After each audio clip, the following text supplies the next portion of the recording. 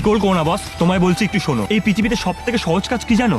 মায়ের ওপর চিল্লানো। কেরিয়ার নিয়ে ফ্রাস্ট্রেটেড আছো, মায়ের ওপর চিল্লাও। গার্লফ্রেন্ড বয়ফ্রেন্ডের সাথে ঝামেলা হয়েছে, মায়ের ওপর চিল্লাও। রান্নায় একটা দিন নুন কম বা বেশি হয়েছে, মায়ের ওপর চিল্লাও। এফবি ইনস্টা রিলস স্ক্রোল করছো কি করছো, মা ডাক দিয়েছে, মায়ের ওপর চিল্লাও। একটাবার ভেবে দেখেছো তুমি যেই মহিলাটার ওপর চিল্লাচ্ছ, শুধু তুমি নয়, তোমার বাবা মানে তার স্বামী পান থেকে চুন খসলেও চিল্লাচ্ছে, কিংবা তোমার ঠাম্মা তার শাশুড়ি তিনিও চিল্লাচ্ছেন।